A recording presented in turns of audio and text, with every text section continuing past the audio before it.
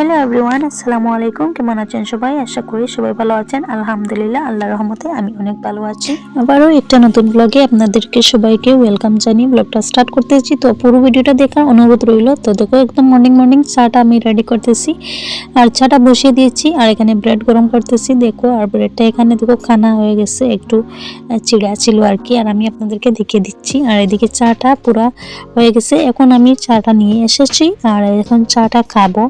তো দেখো, এখানে আমি একটু সুন্দর করে ভিডিওতে করতেছি আর এদিকে রিজা ব্রেডটা টেনে নিয়ে নিচ্ছে ও খাওয়ার জন্য, খুব এক্সাইটেড। ওর সঙ্গে আছে মুড়ি দিয়ে চা খাবো আর ব্রেড আছে। এদিকে আমার ছেলেকে চা দিয়ে দিচ্ছি আর রিজা তারটা খেয়ে রিজা রায়নেরটা নেওয়ার জন্য অনেক টানাটানি করছে। ওর পাপা কিন্তু আটকাতে পারছে না খুব বেশি। কি কার হ্যাঁ কি খাচ্ছো? চা খাচ্ছো? চাতে পাপাটা চুরাইছো? পাপাটা নিয়ে আসছো তুমি কেন মাম্মা?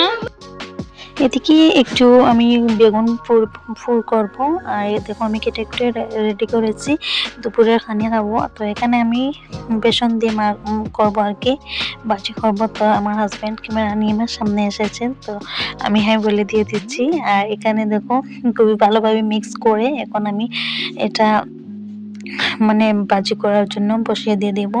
আর এখানে সবকিছু রেডি, গ্যাসের চুলায় আগুন ধরিয়ে আমি এখন হাত দিয়ে ওটা আর কি মিক্স করে, আর এখন দেখো আমি বেগুনটা দিয়ে দিচ্ছি। আর এই ছোটোটায় হবে না, কিন্তু আমি প্রথমে ভাবছি না এটাতে হবে, কিন্তু তেল ডালার পর দেখি এটা তো একটু ছোটো হয়ে গেছে। তো ছোটো হওয়ার পর তো এটাতে হবে না, বড় বড় পিস এটা যাতে। তো আমি কি করছি, এখন একটা তাওয়া বসিয়ে দিচ্ছি আর তাওয়ার মধ্যে এই তেলটা দিয়ে দিচ্ছি। আর তেলটা দেওয়ার পরে একটু গরম হলে বেসন মেখে আমি বেগুনটা দিয়ে দিব। দেখো, আপনারা সঙ্গে থাকেন। তাওয়াটা কিন্তু পুরোপুরি গরম হয়নি, তো এখন পুরো গরম হয়ে গেছে। এখন আমি এটা দিয়ে দেব। দেখো খুবই সুন্দর হয়ে যায়। কিন্তু আমার হাজব্যান্ড অনেক খেতে ভালোবাসেন বেসন দিয়ে বেগুন ফুল। আপনাদের কেমন লাগে খেতে তো আমাকে কমেন্টে জানাইবে অবশ্য। আর এখানে দেখো আমি একটা করে সবটাইনও দিয়ে দিচ্ছি। আর তেল খুব বেশি লাগে এই ফুল বেরানটা খেতে হলে, বেগুনের ফুল।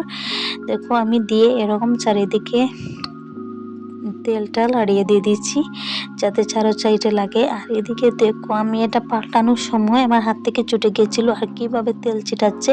তো এভাবে আমি সবগুলো পাল্টিয়ে দিয়ে দিচ্ছি আর কিভাবে তেল চিটাচিটি করছে আমার হাতে অনেকবার পড়েছে। এখানে ঢাকন দিয়ে ডেকে রেখেছি কারণ ওটার ভিতর আবো হয়নি, ভিতর সাইডটা আবো কাঁচা ছিল। তো এভাবে আমি পাল্টিয়ে দিয়ে আমার পুরোটা কমপ্লিট করলাম।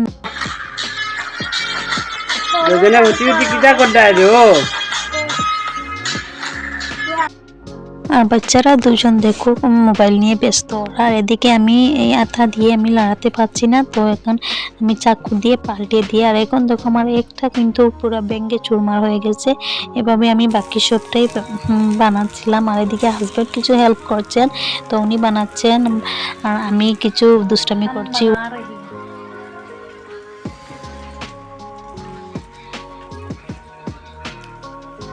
ফাইনালি কিন্তু এখন আমার টেস্ট করার পালা, কারণ আমার জিভে জল এসে গেছে খাওয়ার জন্য। কিন্তু অনেক টেস্ট হয়েছে, কি বলবো গাইস, খুবই ভালো লাগছে খেতে। বেসন দিয়ে কিন্তু দারুণ হয়েছে। খাওয়ার জন্য অনেক এক্সাইটেড। খুব টেস্ট। আচ্ছা, বেসন দিয়ে খুব ও আচ্ছা আচ্ছা, অনেক পছন্দ ওর এই বেগুন ফুটটা বেসন দিয়ে, তাই আজকে বানিয়ে খাওয়াইলাম। কিন্তু ভাত খাওয়ার আগে ও এমনিতেই শেষ করে ফেলছে। মসজিদে কি নাই গেছো নি? আইসো, কিন্তু মসজিদে গিয়ে কিতা করছো? নামাজ পড়িছো? আচ্ছা ঠিক আছে। তুমি নামাজ পারো? কিলা নামাজ পড়েন কৌসাইন? দিমু তারপরে গুড বয়, তোমার শোনা নামাজ পারে। Good boy. এদিকে বিকাল হয়ে গেলে হাজব্যান্ড বাজার থেকে কিছু মুরগির মাংস কিনে এনেছেন। তো ওটা বানিয়ে আনিয়েছেন, মানে কেটে কুটে আনিয়েছেন। আর আমি সব ধুয়ে আমি বিকালে রান্নার জন্য প্রস্তুত করছি। বিকালে রান্নাটা করবো। আর এদিকে দেখো আমি ভাজি বসিয়ে দিয়ে দিচ্ছি মাংসটা, কিছু মাংস ভাজি করবো। এদিকে ভাতটাও বসিয়ে দিয়ে দিচ্ছি।